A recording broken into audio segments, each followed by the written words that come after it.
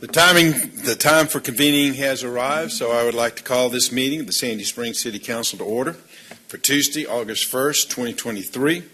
Will the city clerk please make the announcements and call the roll? Good evening, Mayor and Council. First, I would like to remind those in attendance, please silence all cell phones and other electronic devices at this time. Individuals who would like to provide public comment at a City Council meeting are required to complete and submit a public comment card in advance of the meeting. Public comment cards are available online and at the chamber entrance. Those providing public comment may be allotted up to 3 minutes to speak on their single chosen topic. As I call roll, please confirm your attendance. Mayor Rusty Paul. Present. Councilmember John Paulson. Here. Councilmember Melody Kelly. Present. Councilmember Melissa Mueller. Here. Councilmember Jody Rochelle. Here. Councilmember Tibby DiGiulio. Councilmember Andy Bauman. Here. Please join me in the Pledge of Allegiance. I pledge allegiance to the flag of the United States of America and to the republic for which stands one nation, under God, indivisible, with liberty and justice for all. Madam Clerk, have we received any public comment cards? Yes, we've received 8 public comments this evening. So everybody is in-house tonight. I'll call the first one and then queue up the following speaker. First, we have Merrick Vizquez.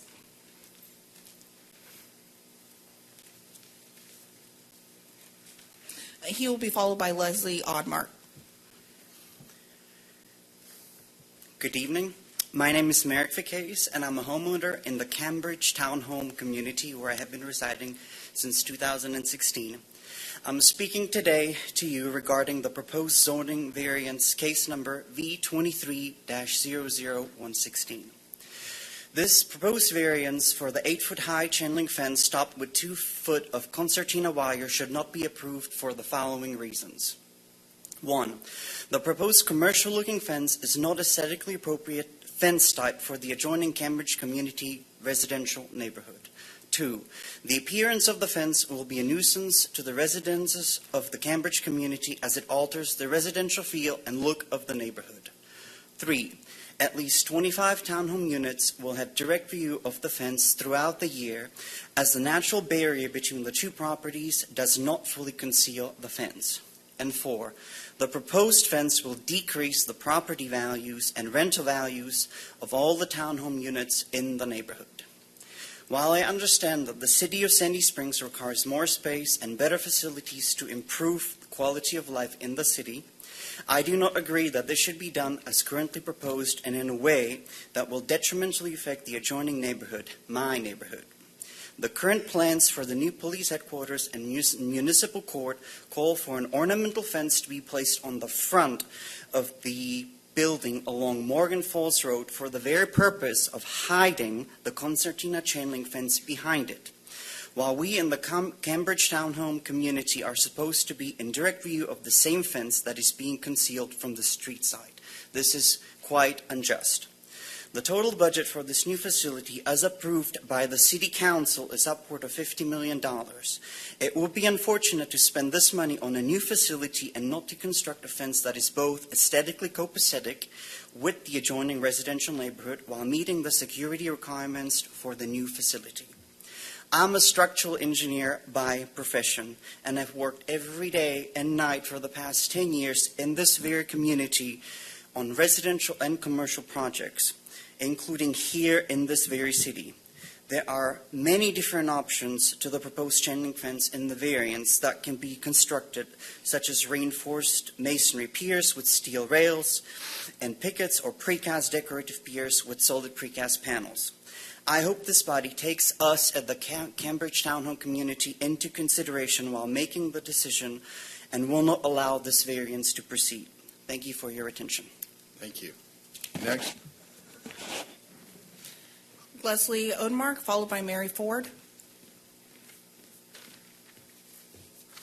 Good evening, City Council. My name is Leslie Odemark, and I live at 7872 Kiverton Place in Cambridge Townhomes.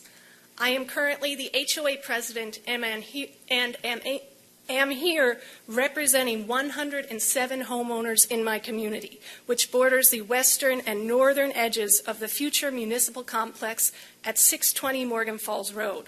We oppose the fencing portion of zoning variance V23-0016 because installing a fence with concertina wire does not coincide with Sandy Springs standards.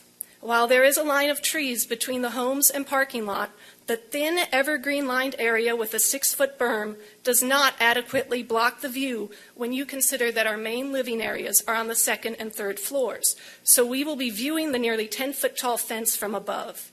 In the area lined with deciduous trees, the leaves do a decent job of blocking the view in the summer, but when the leaves fall, residents will clearly be able to see the concertina wire. Cambridge commends the City Council for giving our police and city workers improved facilities. The current police station and city court have fencing and barbed wire around an area that holds less than 10 vehicles, so lining the entire municipal complex's parking lot with concertina wire fence seems extreme. I attended the last City Council meeting on July 18th and witnessed you come to a compromise on fencing materials at the future maintenance facility, based on Hunt Cliff's residents' concerns, and they do not share a property line with that facility. I hope that you will place even greater weight on your future residential neighbors' objections to using concertina wire at the future municipal complex. Instead of concertina wire, could you use a metal fence that curves at the top to prevent somebody from climbing over? I met with Councilwoman Dr. Kelly last Thursday to walk through the impacted areas. She and I agreed that the City Council needs to get this right, and I hope that the rest of the City Council and staff will share her view and balance the city interests with those of its neighbors. How would you feel if you could see concertina wire from your home?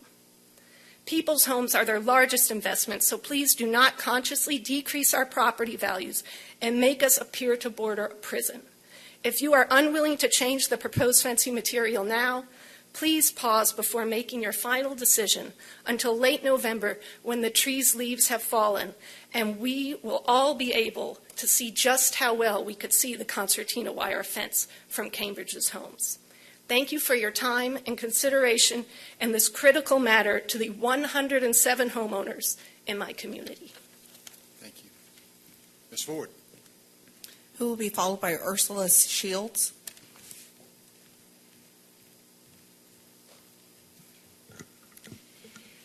Good evening, Mayor Paul, City Council. My name is Mary Ford, and I reside at 5115 Timber Trail, South Northeast Sandy Springs.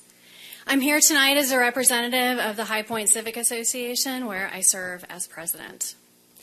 For the past several years, our association has made a donation to the Sandy Springs Police and Fire Benevolent Fund to demonstrate our appreciation for the great work that these organizations do for our city. Unfortunately, since the beginning of this year, we have already had 2 severe home fires, which have left the residents outside their homes. And I'll share with you that the response from Sandy Springs Fire and Police to those incidents was simply amazing and very much appreciated by our neighbors. To that end, they have done some additional fundraising, and I'm here tonight to say simply, 1, thank you for your support of these organizations. They are a great value to our city. And 2, to share that we are doubling our standard annual donation of $500 up to $1,000 to the Benevolent Fund. So thank you. Thank you.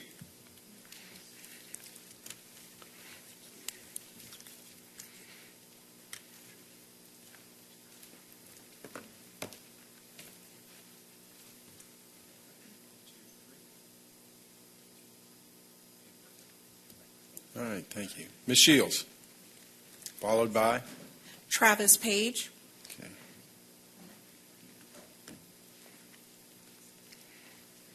Good evening, Mayor and City Council. I'm Ursula Shields. I'm a homeowner in the towns of Chastain, which is on the south side of Sandy Springs. I'm coming to you mainly for an idea or help in enforcement. We have all the streets in the neighborhood, inside and outside the neighborhood, are fire lanes, and specifically to leave the neighborhood and take a take a right on Roswell Road to go north as a turning lane. And consistently, the residents at the Windsor at Chastain, which is an apartment tower, park there rows and rows. And most recently, as of yesterday, there was a car there that's been there for 9 days. No offense to the Sandy Springs Police, but I have called the police. I've filed see-click-fix. I have called 911. I've sent emails to the police department. I've called the Windsor at Chastain. I'm sure I've done some other things, but it's been going on for years. So I'm just looking to make, I guess, a little bit more noise and some help to enforce the rules. There's a big sign on either side on Franklin and on Roswell Road at Township Parkway. Township Parkway is the street that I have the issue with. And there's a big sign that says that all lanes are fire lanes and to call 911 per Sandy Springs Police Department and Sandy Springs Fire Department. So if I could just place that with y'all, and maybe somebody can come out to me with some support later. All right, thank you. Thank you. I'm sure the Chief of Police will be happy to chat with you. I chose the best day between in here and out there to get in here. Thank you. All right, next. Travis Page, who's followed by Suzanne Durbin.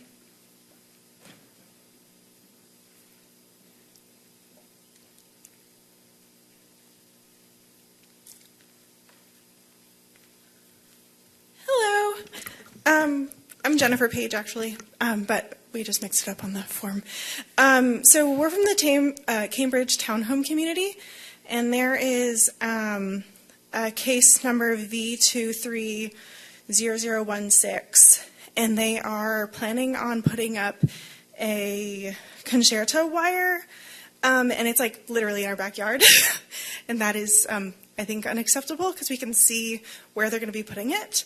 And so we just wanted to come and voice from the community. I don't know if anyone else from our community is here today, but that we really would prefer them to pick a more aesthetically pleasing barrier because we can see through it. And I actually have a picture. I sent an email to the City Council. I don't know who reviews that, and if you can see that, but of like where they're going to be putting it and what their current barrier looks like, and that you can see it through the trees, even though there is a tree barrier there. And so, yeah, that's the gist of what I wanted to share. All right, thank you, Ms. Page. Ms. Durbin. Who will be followed by Mark Durbin. We'll see if he gets here in time. Hi, everyone. I'm Suzanne. I'm sure you can speak for the both of you. We don't have identical opinions on everything. So hi, everyone. Thanks for letting me be here. My name's Suzanne Durbin. I'm a resident of Huntcliffe, 8915 Huntcliffe Trace, and I've lived there since 2010, and I also work, my office is here in Sandy Springs, so this is my home. This is where I've made it, and I know you guys have already voted on the use of 8475 Roswell Road as the fleet maintenance facility, but I do want to ask for reconsideration. Thank you, Andy Bauman, for our email exchange the other day. I acknowledge that you guys have voted on it. I did take what you said to heart, that if, quote, if something were identified, including within the new PDHQ property, I would fully support reconsideration.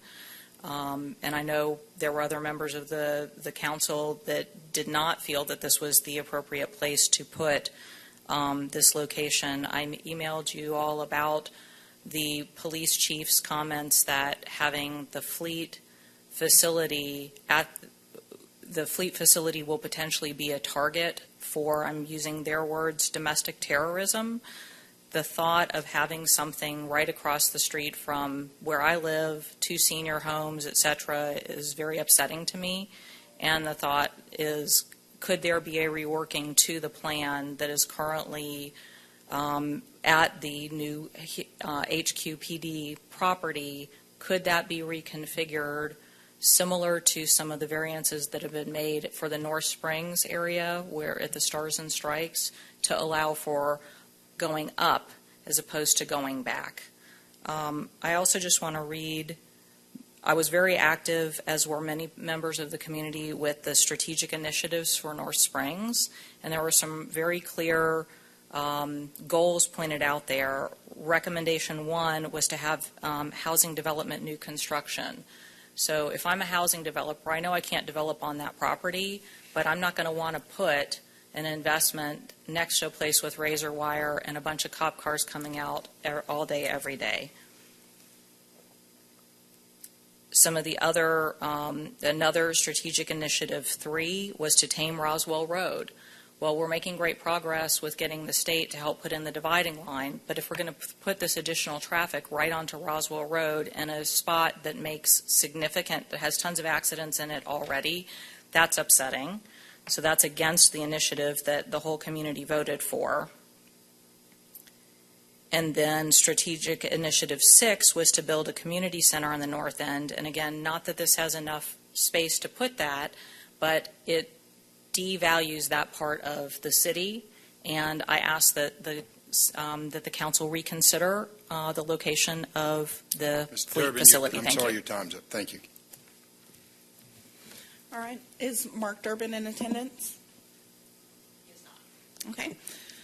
Next, we have Heather Dugan. She's actually online, and we're connecting her now. All right. So we just need just a second.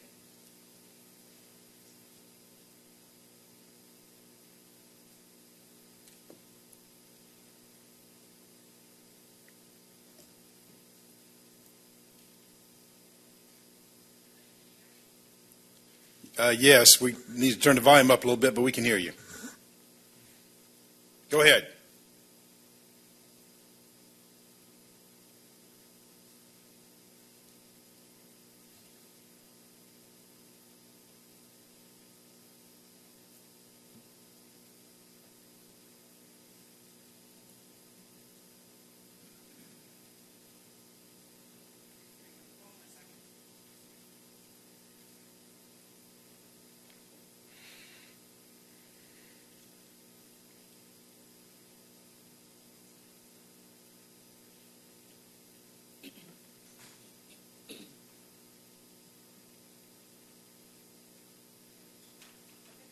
I think we lost connection. All right.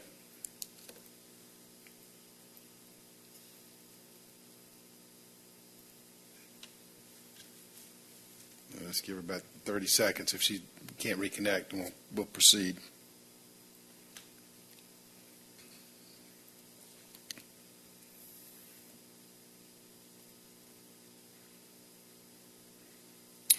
All right, well, we'll proceed.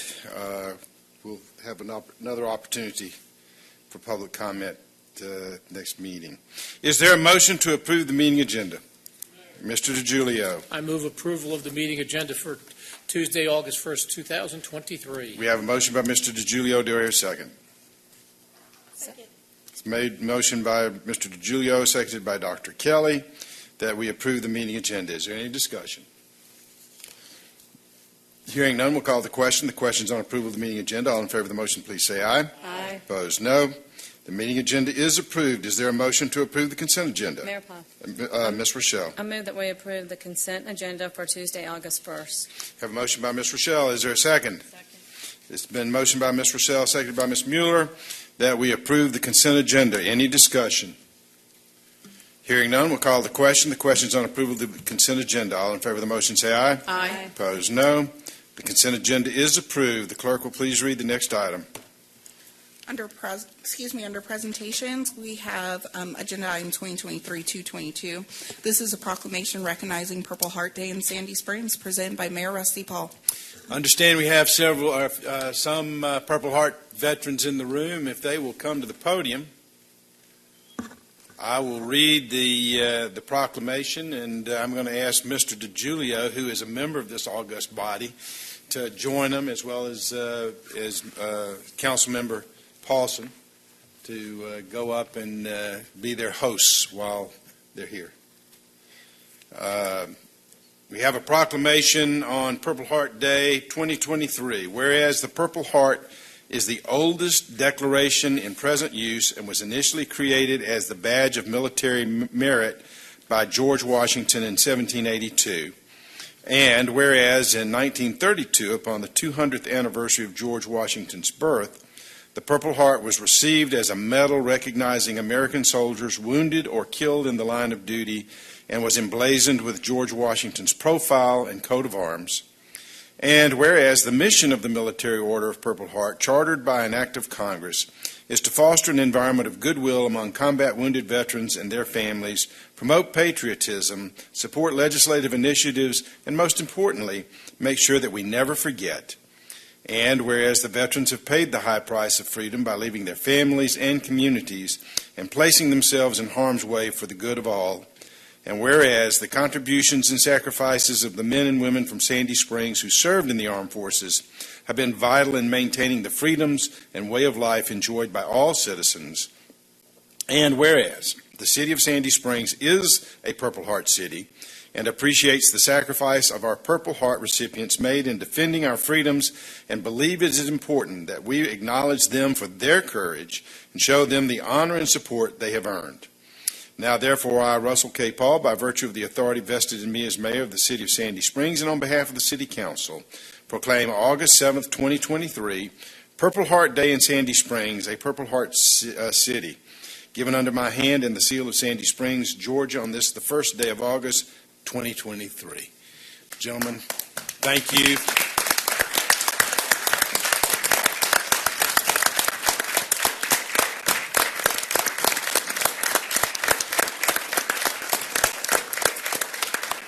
Gentlemen, thank you for your service and your sacrifice, and we're going to give each one of you 1 minute to discuss how you earned this award. So I'm going to start. I'm not a Purple Heart veteran, but we've been a Purple Heart city now, I think 7 years. That sound about right? And so every year we invite a number of Purple Heart veteran recipients to attend, and we've had as many as 15, 18 at one point. They made so much noise we had to stop a council meeting, but that was a long time ago. But we have a group here today, and I'm glad you fellows came, and again, thank you for coming. Thank you. Whoever's first, John? Yeah, my name's John Hawes, and when I turned 18, I knew everything there was, so I decided to enlist in the Army. I was wounded 6 months later.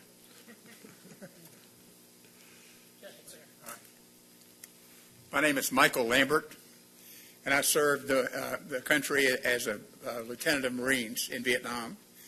I was wounded during the Battle of Hue City in Tet 68. I led a rifle platoon and was wounded and was hospitalized for 5 days with shrapnel wounds. And my first sergeant came to me and he said, "How long are you going to lay in that bed, Lieutenant?" And he put me on a helicopter right back into the city. So it's a very unique culture in the Marine Corps. It sounds like some of the sergeants I knew. Yeah, thank you for recognizing us. Quite welcome. Thank you for the service. All right. My name is Ed Harmon, United States Marine Corps. Thank you so much for recognizing us. It really means a lot. I was wounded in Iraq in 2006 near the city of Aloos, and I came home but stayed in the reserve and eventually retired after 31 years. Thank you again. Thank you. Sandy Springs. All right, great. Sandy Springs resident. Good afternoon, sir. My name is Dave Raper, United States Marine Corps veteran. I can't hardly tell my name in a minute, so I don't know what you're thinking. But thank you for this proclamation, sir. I got my Purple Heart. I landed in Vietnam January the 1st, 1968. May the 15th, 1968, I got medevaced out back to the United States. Thanks again, sir, on behalf of the over 2 million Purple Heart recipients worldwide, and to the Sandy Plains folks, thank you for your service to this great country. Thank you. Tibby? Well, I think most of the people know my name, Tibby DiGiulio. I've been on this council since it began, and I guess I'm the only one around here who worked for a living because I wasn't in the Marine Corps. I was in the Army, and I was an infantry. I was an infantry grunt. So okay. Well, congratulations then. Congratulations. Anyway, it's a real pleasure for us to be a Purple Heart city. I think it's a real honor for the city, and it's a real honor for all of our veterans here in the city. Now, I did also jump out of airplanes. Oh, well, I didn't jump out of airplanes, only helicopters. Mayor, thank you for what you're doing for us. It's very. Well, no, this is the least we can do, gentlemen. The absolute least we can do, so thank you. When we came home from Vietnam, we were spat upon here in I Atlanta. know. Not here in Sandy Springs. Buckhead you were. I spat on Buckhead. Well, thank you for all you endured for our freedom. Thank you very much. Thank you, sir. All right, moving on to public hearings. Will the clerk please read the first item? Excuse me, we have agenda item 2022-203. This is ABL 96-226, which was tabled at the July 18, 2023 City Council meeting. This is a request for Mayor and City Council consideration of approval of an alcoholic beverage license application for Yalda LLC, doing business as Yalda at 6500 Aria Boulevard, Unit 500, Sandy Springs, Georgia 30328. The applicant is Ashken Family for consumption on the premises wine, malt beverages, and distilled spirits, presented by Chief Financial Officer Tony Carlisle. Ms. Carlisle. Good evening, Mayor Paul and City Council. This is a new application for consumption on the premises of wine, malt, and distilled beverages. Yalda AR LLC, DBA Yalda, 6500 Aria Boulevard, Suite 500, Sandy Springs, Georgia, 30328. The applicant, Ashkan Family, has met all requirements and staff recommends approval. This is a new application. It is in Councilwoman Mueller's district. Well, it's always great to see businesses move from Atlanta to Sandy Springs. In this case, they didn't have to move very far to come to the right city. All right, are there any public comments? All right, we'll close the public hearing. You've heard the report of the Chief Financial Officer. What's the desire of council? Mayor Paul, Ms. Mueller. I move that we approve agenda item 2023-208, ABL number 96226, for the approval of alcoholic beverage license application for Yalda AR LLC, doing business as Yalda, 6500 Aria Boulevard, Unit 500, Sandy Springs. We've got a motion from Ms. Mueller. Is there a second? Second. It's been moved by Ms. Mueller, seconded by Dr. Kelly, that we approve agenda item 2023-208, the approval of an alcoholic beverage license application for Yalda AR LLC, doing business as Yalda, 6500 Area Boulevard, Unit 500, Sandy Springs, Georgia. Any discussion? Hearing none, we'll call the question. The question's on agenda item 2023-208. All in favor of the motion say aye. Aye. Opposed, no. The item is approved. The clerk will please read the next item. Agenda item number 2023-221. This is ABL 102570.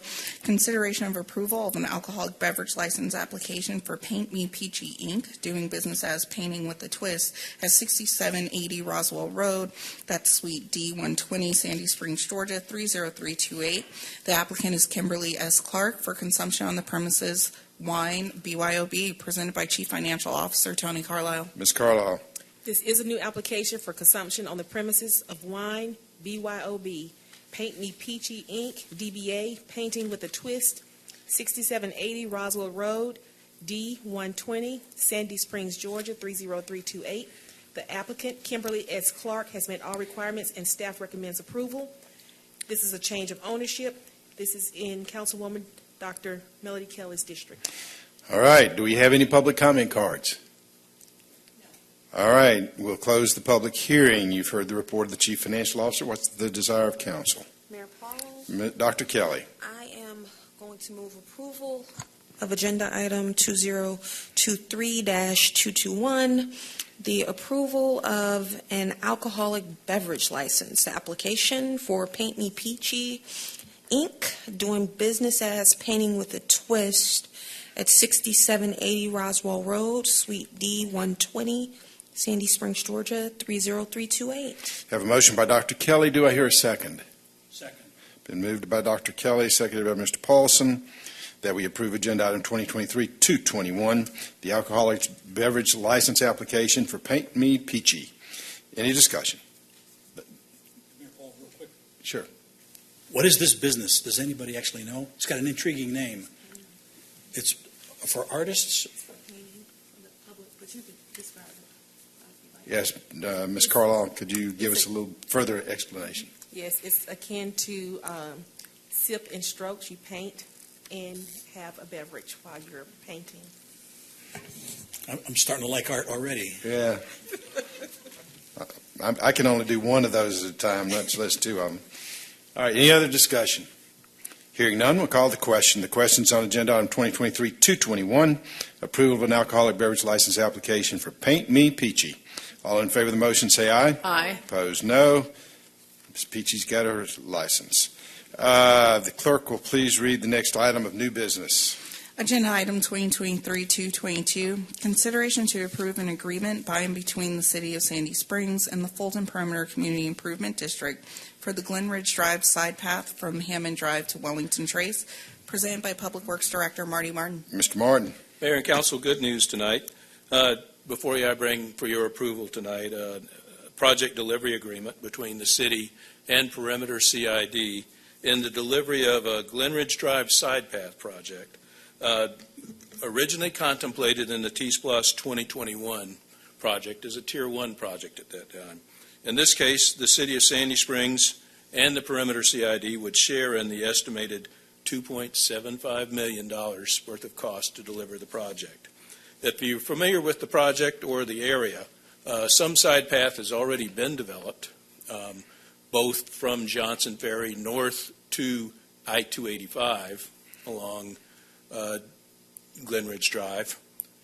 As well, there's some streetscape development already just to the immediate north of 285.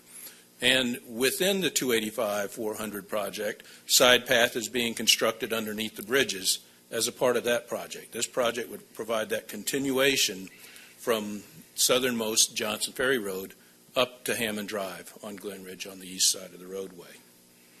The CID board approved this agreement on June 28, 2023, and I bring the agreement to you tonight for your approval and acceptance of this agreement. All right, you've heard the report of the Public Works Director. What's the desire of council? Mr. DiGiulio.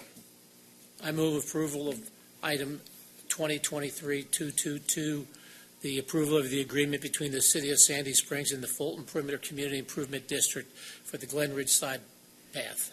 Motion by Mr. DiGiulio. Do I hear a second?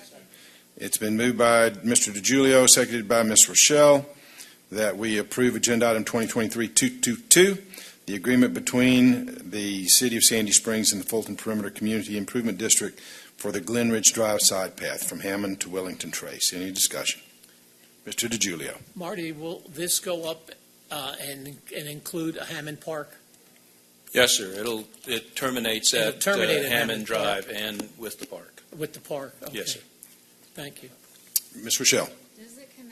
Will it connect to Georgia, the 400 path? Yes, ma'am. So if you recollect, there's already some development-related side path immediately north of, excuse me, you asked Georgia 400. Mm-hmm. I apologize. So not directly, but it will become a part of that linking network. So I could go into more detail. The Georgia 400 path will more directly link at Johnson Ferry Road. And let me wheel back at Kristen. Kristen, am I about accurate on that? So it won't directly connect, but it ties into the network within the area. So there's a side path to get there? Okay. Yes, ma'am. So there's another project, Tier 2, Johnson Ferry side path, that we'd have to construct to ultimately make that connection. Thank you, Kristen. But it's in the plan. It ultimately will connect. Yes, sir. Any other discussion? Hearing none, we will call the question. The question's on agenda item 2023-222, approving an agreement by and between the City of Sandy Springs and the Fulton Perimeter Community Improvement District for the Glen Ridge side path from Hammond to Wellington Trace. All in favor of the motion, say aye. Aye. Opposed, no. The item is approved. The clerk will please read the next item. Agenda item 2023-223. This is consideration to approve an agreement by and between the City of Sandy Springs and Fulton Perimeter Community Improvement District for the Peachtree Dunwoody Bike Pedestrian Trail Project from Hammond Drive to Mount Vernon Highway, presented by Public Works Director Marty Martin. Mr. Martin. All right, Mayor and Council, at that same CID board meeting on June the 28th, the board also approved an agreement with the city to construct a bike trail project from Hammond Drive to Mount Vernon Highway on Peachtree Dunwoody Road. The bike trail would reside or be installed on the west side of Peachtree Dunwoody Road in its entirety from Hammond Drive up to Mount Vernon Highway. Significant here, Councilwoman, as you mentioned connections, is this both serves as an extension, ultimately, of Georgia 400 Path with some other projects we have in the works, and as well provides a critical tie-in to our soon-to-begin TS 192 Mount Vernon Trail project. So it completes a very significant network when all said and done.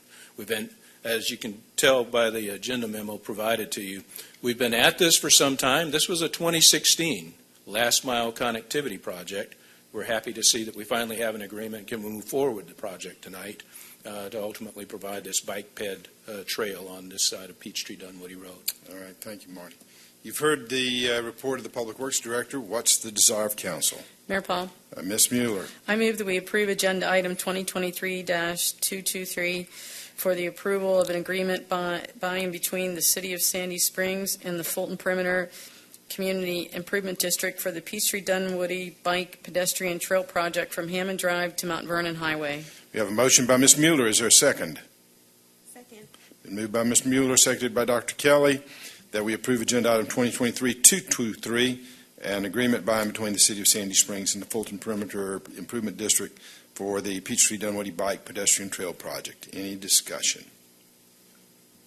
Hearing none, we'll call the question. The question's on agenda item 2023-223, an agreement by and between the City of Sandy Springs and the Fulton CID for the Peachtree Dunwoody Bike Pedestrian Trail Project. All in favor of the motion, say aye. Aye. Opposed, no. The item is approved. The clerk will please read the next item. Agenda item number 2023-224, consideration to approve a memorandum of agreement between the City of Sandy Springs and the Georgia Department of Transportation for roadway lighting on State Route 9, Roswell Road, from Lake Placid Drive to Northwood Drive, presented by Public Works Director Marty Martin. Mr. Martin. Mayor and Council, this memorandum of agreement with the Georgia Department of Transportation enables us to install some 11 pedestrian scale lights on Roswell Road in conjunction with our future and anticipated community development block grant project that will construct sidewalk and side path on the west side of Roswell Road between Lake Placid and Northwood. We've already entered into agreements with Georgia Power Company to install the lighting as the project commences, as well with Georgia Power agreements to relocate utilities there as required to enable to construct the project. So with that, this MOA ultimately gives us the approval to install those lights in GDOT-controlled right-of-way, and with that, we accept the maintenance through our agreements with Georgia Power Company to maintain those lights and power the lights. You've heard the report of the Public Works Director. What's the desire of council? Ms. Rochelle. I move that we approve agenda item 2023-224, an agreement between the City of Sandy Springs and GDOT for roadway lighting on State Route 9, Roswell Road, from Lake Placid to Northwood Drive. We have a motion by Ms. Rochelle. Is there a second? Second. Motion by Ms. Rochelle, seconded by Mr. Paulson, that we approve agenda item 2023-224, approving a memorandum of agreement between the City of Sandy Springs and the Georgia Department of Transportation for roadway lighting on State Route 9. Any discussion? Hearing none, we'll call the question. The question's on agenda item 2023-224, approving a memorandum of agreement between the City of Sandy Springs and Georgia DOT for roadway lighting on Route 9. All in favor of the motion, say aye. Aye. Opposed, no. The item is approved. The clerk will please read the next item. Agenda item number 2023-225, consideration of a contract award for pavement markings for public works services and to authorize the city manager to execute the contract, presented by Public Works Director Marty Martin. Mr. Martin. Mayor and Council, earlier this year, on May 10th of this year, the city advertised its invitation to bid for the services of roadway and pavement markings. The deadline for submission of responses to the request was June 12, 2023, and under the ITB, the city is seeking a contractor to perform initial services for FY24 plus 4 additional years, as we have done with so many other of our service contracts. That the ITB included 2-part pricing submission, a bid schedule for FY24 proposed work, and a pavement marking materials on-call pricing for those subsequent years. Our review of the offers received, in this case, let me make sure I give from 4 contractors, Big Apple Services, Peak Pavement Markings, Tidwell Traffic Solutions, and UHK LLC, indicated that over the course of 5 years, based on base year price, plus that level of effort applied to future year pricing, Tidwell Traffic Solutions is the best value for the city and low bidder overall across the 5-year period. With that, staff recommends that Mayor and Council approve an award to Tidwell Traffic Solutions for the roadway markings contract. All right, you've heard the report of the Public Works Director. What's the desire of council? Mayor Paul. Mr. Baumann. Just want to remind you that I am here. I move that we adopt agenda item 2023-225 request for consideration of a contract award for pavement markings for Public Works Services and to authorize city manager to execute the contract. Motion by Mr. Baumann. Do I hear a second? Been moved by Mr. Baumann, seconded by Mr. Paulson, that we approve agenda item 2023-225, the approval of a contract award for pavement markings for Public Works Services and authorizing the city manager to execute the contract. Is there any discussion?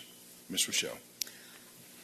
Marty, I was when I was looking at the numbers, I was curious about peak pavement because most of these went up by the percent that they said 10%, 5%, and this one went up over double. And I was wondering if you can explain that. That we received initial year pricing, and then we received a year 2 price from Peak that significantly increased their prices when compared to the increase provided by the other vendors. And then on top of that, the escalation factor that they requested for consideration there too. And in some of the quantities that, for instance, roadway striping, the bulk of that work, again, is going to be primarily that 5-inch center line striping or double yellow line striping that you see on so many of our roadways around here. They had significant, it's $1 or $2 when you can compare a 50-cent to a $2 cost for something, but when you multiply it times the quantities applied in this particular contract, the difference becomes significant. And so that was that year 2 price is what, and I reviewed the prices with our unit manager. Those numbers are there. So it's not a typo. No, ma'am. It's not a typo, Okay. but that was on your mind. Thank you. All right, any other discussion? Dr. Kelly. All right. How does our annual pavement marking program work? Do we just do all of our roads, or is there a queue? We develop a paving program much as we develop our paint marking program, much as we develop our paving program. So the same consultant that we hope to launch a little later on this year to provide us the PCI assessment for our paving will as well assess our paint striping while they're at it. It'll be a part and parcel, which is what we did the last time we conducted the PCI as well. So predicated on that assessment of the viability, the intactness of our roadway striping throughout the city, they score and make recommendations. That consultant makes recommendations on where to strike next. And the extra piece of art that goes into developing a striping program from there, and Kristen, by all means, if I steer us wrong on this, please correct me, is that in some cases the poor striping is going to be coincident with the roadway that might need repaving, so we don't double account, if you see. So when we repave, striping's included in that. So it's the roadways outside of the 3-year window for the paving program at the same time. And that's the basis for our striping program for each year. Okay. One more question. When we have new projects, transportation projects, roadway projects that involve striping, do those contractors maintain the striping for some period of time after the project? Or? Only for what I'd term a warranty period. So if there's, and typically the striping applied for pretty much all of the paving in Sandy Spring is thermoplastic. So if you see a thermoplastic fail, either on our paving projects or our new roadway projects within a short period of time, there's something in typically, and I'm talking about, I believe it's a 1-year warranty period with that, then we would look to contractor warranty on that application of paint. Thank you. Any other discussion? Mayor Paul. Mr. Paulson. Thank you, Andy. And you answered most of my question when we talked to Dr. Kelly here. On occasion, I see striping is just worn. There's more traffic in some areas than in others. So if in fact we see an area anybody sees an area that's really worn, Right. I assume we just send an email to the council call center and they'll forward it to you. We identify it to our traffic and transportation unit. We have the striping plan to go by, and then there's staff observed or citizen observed deficiencies that we treat as well with the contract. Thank you. Yes, sir. Any other discussion? Hearing none, we'll call the question. The question's on agenda item 2023-225, the contract award for pavement markings for public works services and authorizing the city manager to execute the contract. All in favor of the motion, say aye. Aye. Opposed, no. The item is approved. The clerk will please read the next item. Agenda item 2023-226. This is consideration to approve the appropriation of certain property rights and interests located at 0 Johnson's Ferry Road. That's tax parcel number 17-0089-0007-0415 through the use of eminent domain as it relates to the Johnson's Ferry Road, Mount Vernon Highway Intersection Improvements Project, presented by City Attorney Danley. Mr. Lee. Mayor Council, this is if you could put this up on the drawing up on the screen, the tax drawing, right there. Whoa, back up. Whoa, right there. See the little red triangle, 315? Mm-hmm. That's the subject of this discussion. To the left of that, which would be to the west, is Veterans Park. When Veterans Park property, which belonged to a gentleman named Orkin or WB Holdings Group, when it was attempted to be purchased in 2016, that piece of triangle was left out of it, probably because of that drive-through right there underneath the N and the G of Springs belonged to Fulton County and is cheated to the city when the city was formed, and the designers, the surveyors, and procuring groups left out that triangle. And Georgia Power discovered it when they were doing their preliminary work, getting ready to move the utilities. As we sit here today, the record owners of it are a brother and sister who are no longer with us, named Mr. J.F. Burdett and Miss Alice Burdett, his late sister, and the Masonic Lodge of Sandy Springs, which does not exist any longer. In order to gain the title that we need, I'm asking to use the right of eminent domain to take that 0.00016th of an acre. All right, you've heard the value is $500, Mayor. $500? All right, thank you. You've heard the report of the city attorney. What is the desire of council? Ms. Rochelle. I move that we approve agenda item 2023-226, the approval of certain rights and interests located at 0 Johnson Ferry Road through the use of eminent domain as it relates to the Johnson Ferry Road, Mount Vernon Highway Intersection Improvements Project. We have a motion by Ms. Rochelle. Is there a second? Second.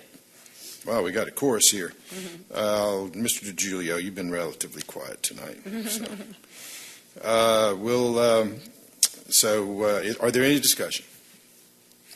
Hearing none, we'll call the question. The question's on agenda item 2023-226, approving the appropriation of certain property rights and interests located at 0 Johnson Ferry Road through the use of eminent domain as it relates to the Johnson Ferry Road, Mount Vernon Highway Intersection Improvements Project. All in favor of the motion, say aye. Aye. Opposed, no. The item is approved. Moving to reports, got a few things to talk about.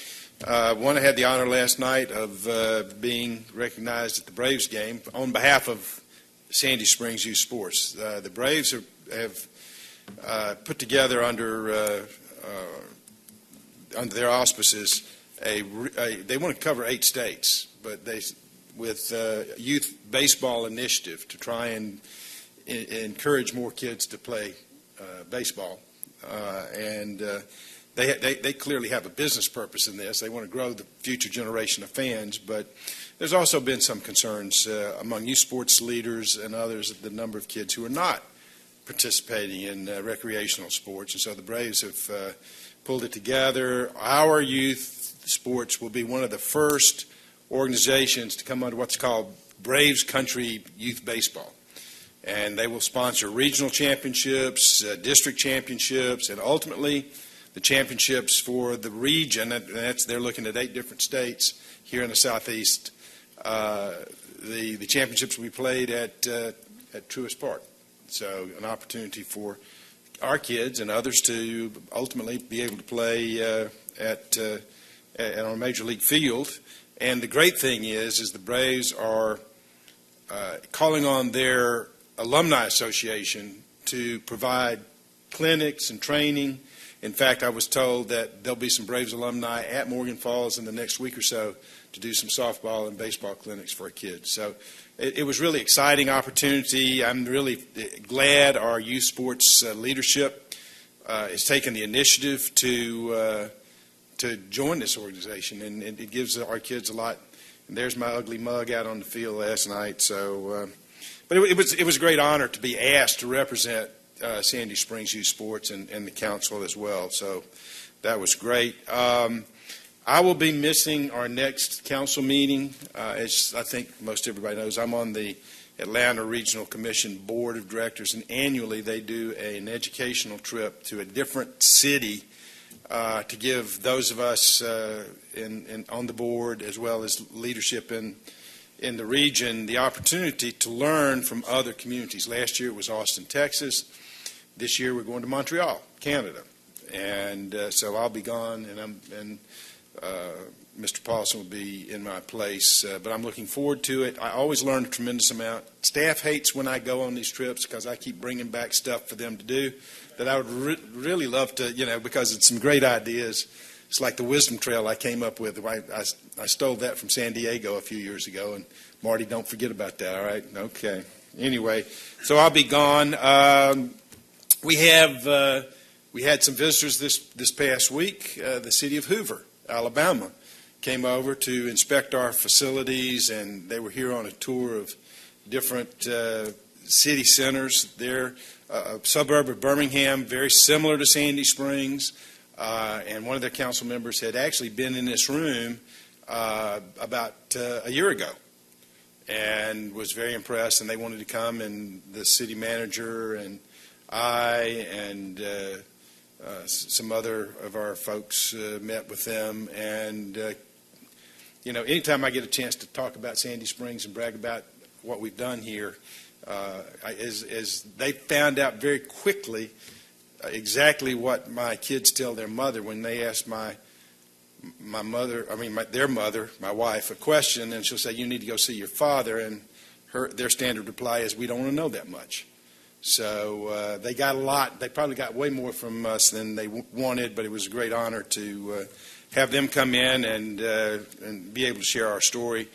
On a sad note, I think many of you know Dan and Jean DeLuzio. Jean had a massive heart attack this week and died.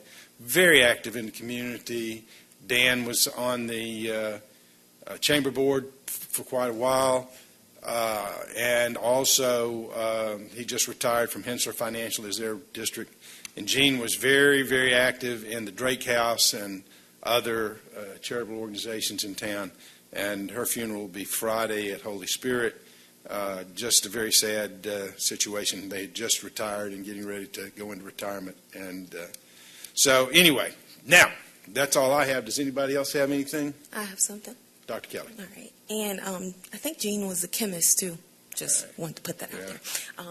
But I wanted to just say a few things. I'm going to start by offering a little bit of an apology personally, because I have sort of taken for granted that the district I live in, my neighborhood, District 2, it has been, for the most part, a pretty quiet district, which I interpret as a general satisfaction with the operations of their local government and the quality of service that they receive. That being said, over the past 2 weeks, as you've seen tonight and at our previous meeting, I have had probably more correspondence with homeowners in my community than I have had over the nearly 2 years that I've been on council. It's been an interesting and complex exercise in discernment. listening to concerns, trying to address misinformation, and attempting to advocate for points of view that I find reasonable and valid. I am absolutely sensitive, unequivocally sensitive, to the fact that the Fleet facility and its location has been embedded within several pieces of business over the past year. I'm also equally sensitive to the interrelationship between our City Springs 2 project and the timely completion of the facility. Here's where I get uncomfortable. And this could very well be my naivety on display as a junior council member. But where I get uncomfortable is submitting to residents, my constituents, taxpayers, that their questions and concerns, while valid, are simply too inconvenient to address right now. I teach for a living, everybody knows that. I have these moments every couple of years in the classroom where I swear that I am a rock star. I'm talking about transparently delivering content, rolling through the curriculum like the pro that I am, only to realize months into a semester that I have left my students, my classroom community, behind. In those moments, I face the choice of saying, you know what, too bad, I'm on a schedule, or making a different choice. 2 weeks ago, I was in this situation on City Council. An issue that I just knew my community and I were on lockstep in, or on the same page about, turned out to be more controversial than I anticipated. Now, I know the elected city councilwoman in me should simply point to the public record and move on for the sake of efficiency. But alas, I am a teacher. We all learned a lot 2 weeks ago, even those of us in leadership who have been familiar with the project for some time. One of the things that particularly sticks out to me is that this facility is actually considered sort of a target. I think someone touched on it in their public comment. So much of a target for criminal behavior that there was a need for a razor wire along the perimeter. Look, questions around location, while it has taken nearly a year for them to surface, are reasonable. Concerns about razor wire at this location were and are still valid, but let me bottom line this for the sake of time. There are 3 things that are giving me absolute angst at the moment, and I'm being as transparent as I can. Number 1, the mere possibility that for whatever reason, 2, 3, 4 years from now, there may end up being space on 620 Morgan Falls, or something we could have done to get this facility on that site where it belongs, tucked away on a public safety campus. Number 2, this vision that I hold of a pedestrian a few years from now strolling along a partially redeveloped, boulevarded Roswell Road commercial corridor and seeing as an aesthetic feature a chain-linked fence with razor wire. That actually gives me nightmares, or it has been for the past few days. Lastly, number 3, I picture a resident of Cambridge Townhomes looking out of their window on a brisk fall morning, only to see the sun rising over a chain-linked fence with concertina wire. My fellow elected officials, staff, I have an ask that I realize is rather disruptive for our high-functioning, multi-million-dollar municipality, but the teacher in me has to ask us to slow down. Let's get this right, and let's take the time to bring our community along with us. Thank you. Thank you. Anybody else? All right. We've got staff reports, and I know the city manager has an introduction to make. Yes, I do. Thank you, Mayor. I was negligent at our last council meeting and forgot to introduce our new executive director of the Performing Arts Center, Mr. Bill Haggett, who joined us officially last couple of weeks ago. Bill did a little bit of double duty with Michael Pauken as Michael was transitioning out of his role. Bill is coming to us from the Coral Springs Center for the Arts in Coral Springs, Florida, which he led for 7 years and did a lot of amazing work there. We are excited to have him join our team here and looking forward to all of the innovations and the new programming that he'll be bringing to the Sandy Springs Performing Arts Center. Well, he's jumped in with both feet, working hard. The great opportunity to meet with Michael, who did a phenomenal job for us. But I feel that Bill's going to do equally good or better in getting the facility operating. The great thing is it's operating now as we always intended to. He's really just got to keep it going and then figure out what the next level is. So that's. But thanks, Bill, and welcome to you and your family. I've had an opportunity to meet his wife and family. They're just wonderful people, and we're delighted you've joined our community and are going to be managing such an important facility and institution within our community. Well, I'm excited to be here. Thanks for the opportunity and for the grant so far. We'd like to put on the record, Michael did a great job. So kudos to him, and I'm going to keep it going. And I'm not going to leave anytime soon. Yeah, I'm thinking that he's been here long enough that one more Chicago winter, he'll be thinking about coming back. But anyway, anything else? All right, we need an executive session for the purposes of real estate and litigation. Mayor Paul. Mr. Paulson. I move that we suspend regular order and move into executive session for the purposes of real estate and litigation. Have a motion by Mr. Paulson. Is there a second?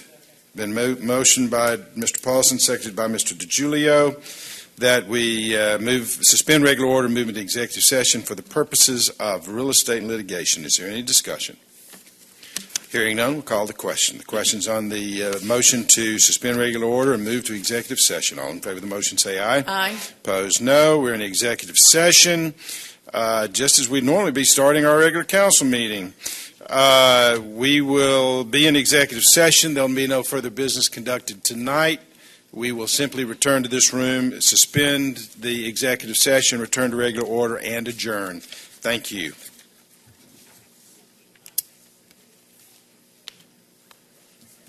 We'll get to participate tonight in the outside. I'm Yeah. excited to see Yeah. all the stuff in one place. Yeah. That'll be cool. Yeah. I might even have to have a hot dog. Last year they had 600 hot dogs they said they gave away, right? Well, you can't eat all 600. Oh, no. Well, I think I Oh, yay! I love probably Fast not Food 600. Oh, are you? Oh, okay. Oh, okay.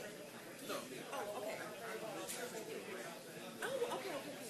Normally our meetings do start at 6, and then you have public comment. Okay, cool. Because I would love.